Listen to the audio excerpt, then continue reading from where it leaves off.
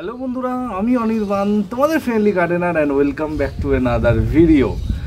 তো গতকালকে কালী পুজো হয়েছে, সবাই নিশ্চয়ই অনেক অনেক আনন্দ করেছো। আমিও মধ্যরাতে বাড়ি ফিরেছি পুজো টুজো করে অঞ্জলি দিয়ে, আর মধ্যরাতে ফিরে একদম সকাল সকাল কিন্তু ফ্রেশ মাইন্ডে চলে এসেছি তোমাদের সাথে গল্প করতে, আড্ডা মারতে। আর সবসময় চেষ্টা করি যে গল্পের ছলে কীভাবে তোমাদের কঠিন কঠিন জিনিসগুলো সহজে বোঝানো যায়।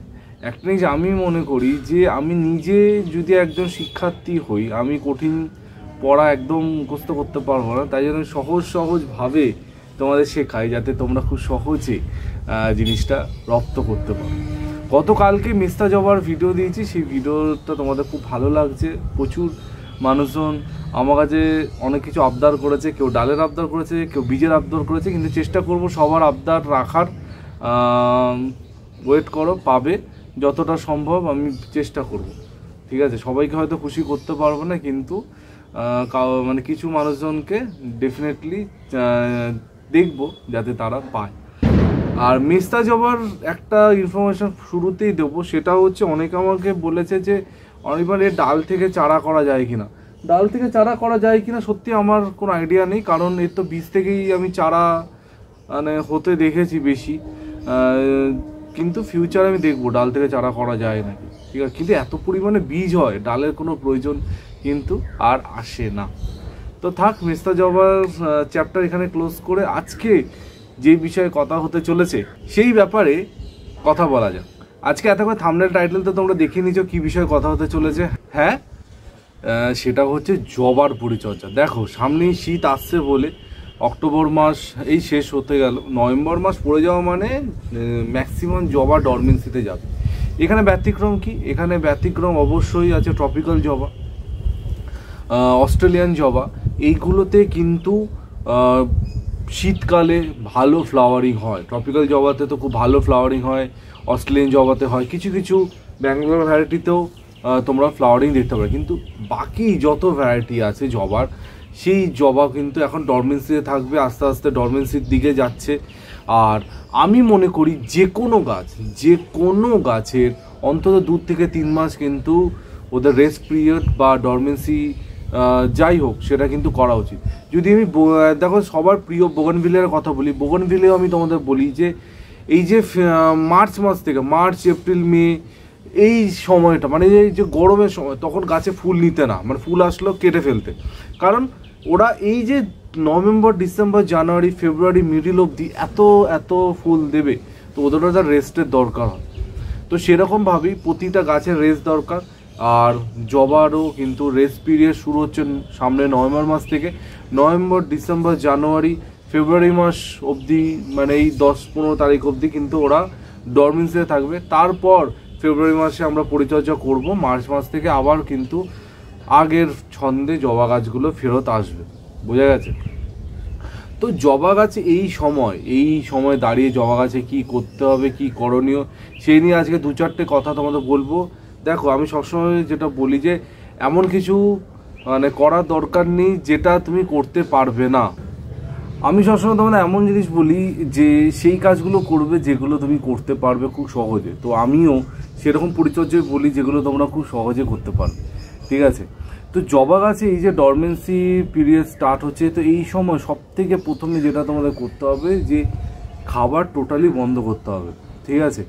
এই সময় দাঁড়িয়ে কোনো রকমের খাবার দেওয়া যাবে না, সেটা যে কোনো খাবার হতে পারে। খাবার জানি কিছু কিছু বন্ধুরা আছে যাদের গাছকে খাওয়াতে খুব ভালোবাসো তোমরা, তো সেই ভালোবাসাটা একটু কন্ট্রোল করতে হবে, খাবার দেওয়াটা টোটালি বন্ধ করতে হবে। কবে থেকে আমরা খাবার দেওয়া বন্ধ করব? নভেম্বর মাসের 15 থেকে 20 তারিখ, ঠিক আছে?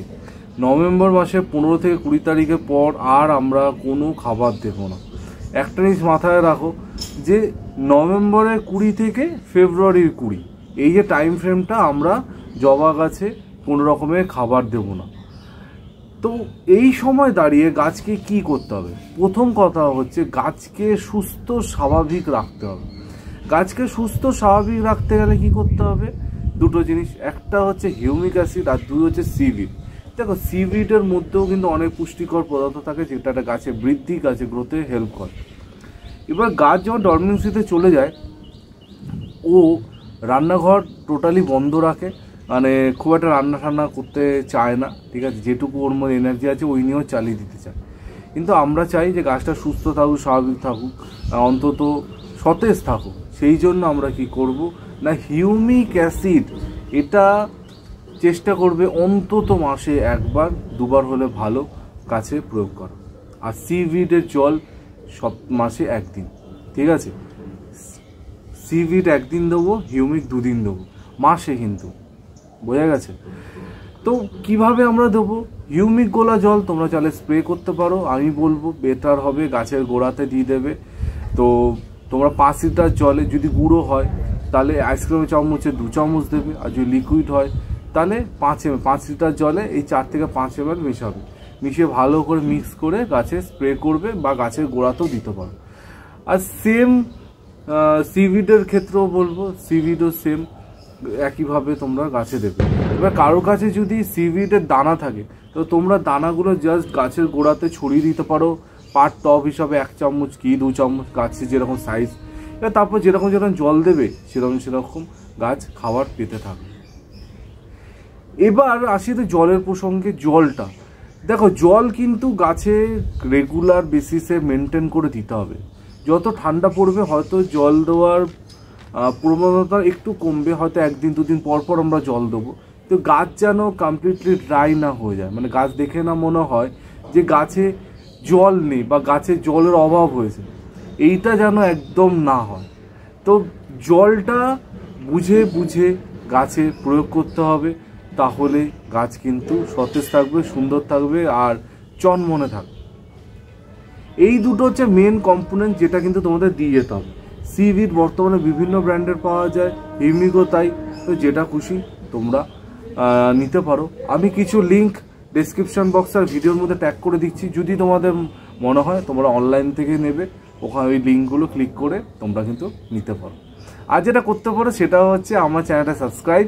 যারা এখনও চ্যানেলটা সাবস্ক্রাইব করোনি, ভাবছো করবো কি করবো না, তো চ্যানেলটা সাবস্ক্রাইব করে নাও। সাবস্ক্রাইব কিন্তু টোটালি ফ্রি, আর একবার সাবস্ক্রাইব করে দিলে ব্যাস, তাহলেই তোমার আমার বন্ধুত্ব একদম ফুল অ্যান্ড ফাইনাল হয়ে যাবে। আর প্রতিদিন সকাল 11টায় ভিডিও নোটিফিকেশান তোমরা কিন্তু পেতে থাকবে। তো এর পরের স্টেপে এগোনো যাক। আমরা হিউমিক দিচ্ছি, আমরা সিভিড দিচ্ছি, আর আমরা কি করব সেটা হচ্ছে ফাঙ্গিসাইড, পেস্টিসাইড। এইটা কিন্তু করে যেতে হবে, প্রতি 15 দিনে 1বার করে ফাঙ্গিসাইড, 1বার করে পেস্টিসাইড, মানে মাসে 2বার আমরা ফাঙ্গিসাইড দেবো, 2বার আমরা পেস্টিসাইড দেবো। যে কোনো ফাঙ্গিসাইড পেস্টিসাইড ইউজ করতে পারো, কিন্তু লক্ষ্য রাখবে যে গাছে যেন মানে মারাত্মক কোনো রোগের আক্রমণ না হয়, সেটা সবসময় চেষ্টা করবে। আর যেটা করবে, গাছটাকে ভালো করে জল দিয়ে ধোবে, মাঝে মধ্যে পাতা ফাতা ভালো করে ধুয়ে দেবে, যাতে গাছের পাতাগুলো একদম সুন্দর তরতাজা চকচকে থাকে। এক জিনিস মাথায় রাখবে যে গাছ তুমি যত অপরিষ্কার রাখবে, গাছের পাতায় যত ধুলো জমবে, নোংরা জমবে, সেই গাছে কিন্তু তত পোকা হওয়ার সম্ভাবনা বাড়বে। আর গাছকে তুমি যত সুন্দর রাখবে, পরিষ্কার রাখবে, তত কিন্তু গাছে পোকা হওয়ার সম্ভাবনা কমবে। বোঝা গেছে? এই জিনিসটা মাথায় তোমরা কিন্তু রাখতে হবে। এরপর যদি কেউ ভাবো যে আমি গাছকে আরও ভালো রাখবো, এটা একদম মানে অপশনাল, মানে এটা আমি বলবো না যে দিতেই হবে, সেটা হচ্ছে অনুখাদ্য। অনুখাদ্য যদি মাসে 1বার কি 2বার গাছে স্প্রে করতে পারো, তাহলে আর তো কোনো মানে কথাই নেই, গাছ একদম দুর্দান্ত থাকবে, কোনো অসুবিধাই হবে না। অনুখাদ্যটা মনে করে দেবে, ডেফিনেটলি ভালো হবে। হ্যাঁ, যেটা বললে এটা অপশনাল, যদি মনে হয় তোমরা দিতে পারো, আর ইচ্ছা না হলে নাও দিতে পারো, কোনো অসুবিধা নেই। অনেকে আমাকে জিজ্ঞেস করেছে, অনিবার এই সময় তোমার দেখানো কম্পোস্ট টি, তারপর অ্যালোভেরা জেলের যেই সার যেটা দেখিয়েছিলাম, অ্যালোভেরা জেল দিয়ে যেই সার বানানোটা দেখিয়েছিলাম, সেটা কি দেওয়া যাবে? আমি বলবো কম্পোস্ট টিটা দেওয়া যেতে পারে, মাসে 1বার করে দিতে পারো। অ্যালোভেরা জেল দেওয়ার দরকার নেই, আবার ওটা পরে দেবে। কম্পোস্ট টিটা দিতে পারো, কোনো সমস্যা কিন্তু হবে না, ঠিক আছে, কিন্তু ওই মাসে 1বার। তো এই ছিল জবার একদম সাধারণ পরিচর্যা, যেটা শীতে তোমাদের করতে হবে। এখনও অনেকটা সময় বাকি আছে। আজকে যখন ভিডিওটা বানাচ্ছি, আজকে অক্টোবর মাসে 21 তারিখ, আর এই পরিচর্যাটা স্টার্ট হবে কিন্তু নভেম্বর মাসে 15-20 তারিখের পর থেকে। এবার এতটা আগে ভিডিও বানানোর একটাই কারণ, যাতে তোমাদের সবার কাছে ভিডিওটা পৌঁছায়, যাতে পরে যাতে মনে না হয় যে অনির্বাণ আমি তো জানতাম না। তাই জন্য এত আগে কিন্তু ভিডিওটা করে দিচ্ছি, অন্তত কম করে হলেও প্রায় 1 মাস আগে কিন্তু ভিডিওটা আমি করে দিলাম, যাতে তোমাদের সুবিধা হয়। এরপরে যদি জবা নিয়ে কোনো রকম রিলেটেড কোনো সমস্যা হয় ডেফিনেটলি আমাকে কমেন্ট করো, আমি কমেন্ট উত্তর দেবো। অনেকে ট্রপিক্যাল জবার পরিচর্যা জানতে চাইছো, নিশ্চয়ই ট্রপিক্যাল জবা নিয়ে এই শীতে কাজ হবে, তোমাদের সাথে শেয়ার করব অবশ্যই, ঠিক আছে। তো এই বলে আজকে ভিডিওটা এখানে এন্ড করছি। কালকে ঠিক সকাল 11টায় অনির্বাণ আবার চলে আসবে নতুন ভিডিওর সাথে। কালকে দারুণ কিছু থাকছে, ঠিক আছে। তো চলো কালকে দেখা হচ্ছে। টিল দেন সবাই ভালো থেকো আর সুজে থেকো, ততক্ষণের জন্য বাই বাই।